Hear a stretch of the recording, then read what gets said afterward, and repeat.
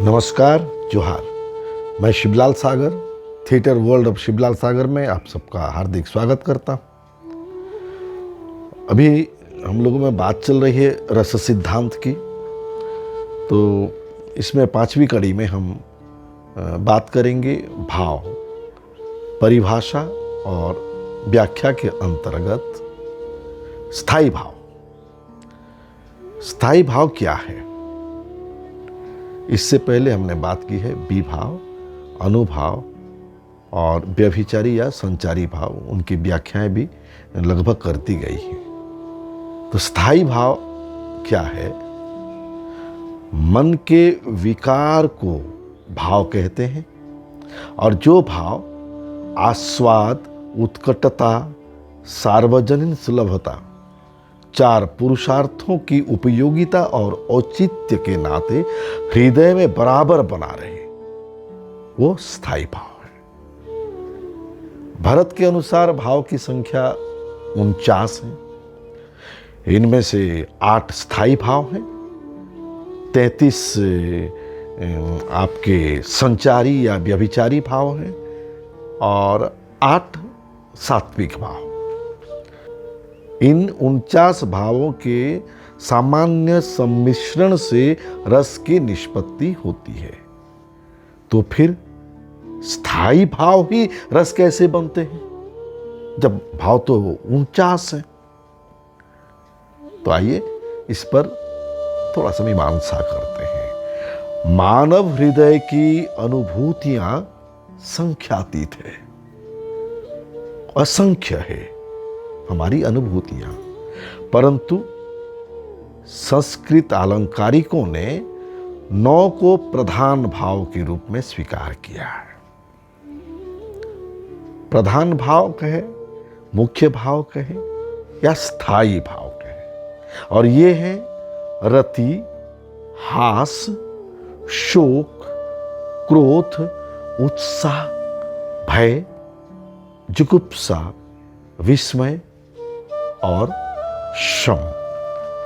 तो इन्हें हम स्थायी भाव के नाम से जानते हैं। तो इस स्थायी भाव को और ठीक रूप से समझने के लिए आपके सामने एक छोटा सा उदाहरण है। किसी एक बड़ी सी कंपनी के अंदर बहुत सारे लोग काम करते हैं। उनमें से एक ठेकेदार के अधीन में 100 मजदूर या कुली भी काम करते हैं, लेकिन कंपनी के अंदर उन मजदूरों के नाम कोई रजिस्टर में दर्ज नहीं होते हैं। उन ठेकेदारों के नाम दर्ज होते हैं और कह दिया जाता है कि इस ठेकेदार के अंडर में, इस ठेकेदार के अधीन में 100 या 150 लेबर हैं, कार्यरत हैं, ये कहा जाता है। जबकि कार्य करने वाले कौन होते हैं? उस ठेकेदार की ठेकेदारी चलती है उन मजदूरों की वजह से।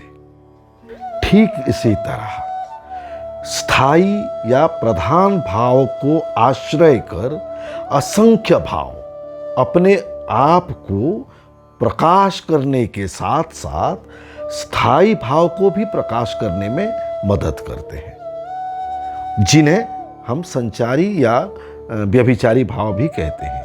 स्थायी भाव का अर्थ है जो विभिन्न घातों प्रतिघातों के बीच भी विच्छिन्न ना होकर मानव हृदय में सदा के लिए बस जाता है, वही है स्थायी भाव।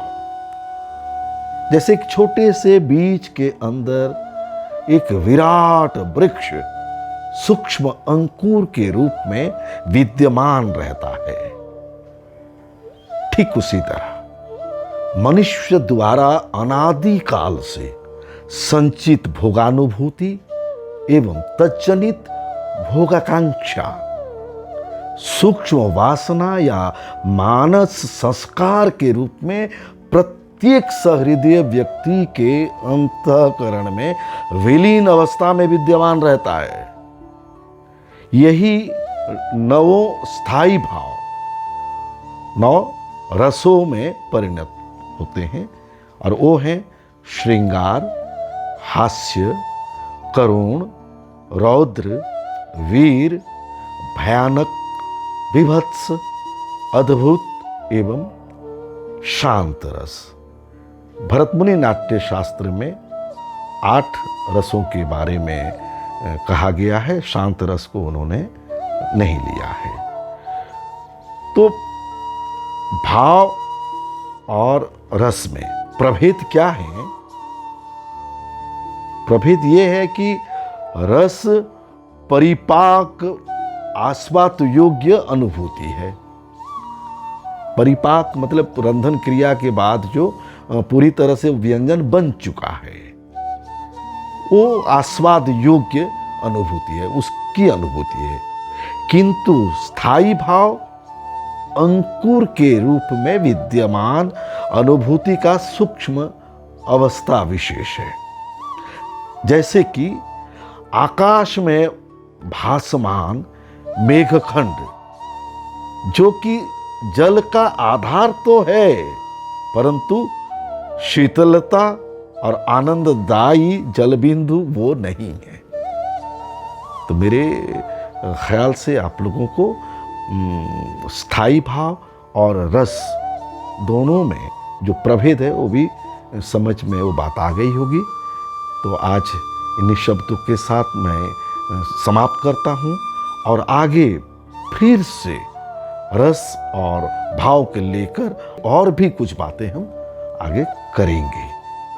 तो आप लोगों को विदाई लेने से पहले फिर से आग्रह करता हूँ, अनुरोध करता हूँ कि आप लोग लाइक करें, सब्सक्राइब करें, शेयर करें और अवश्य प्रश्न करें, कमेंट्स करें।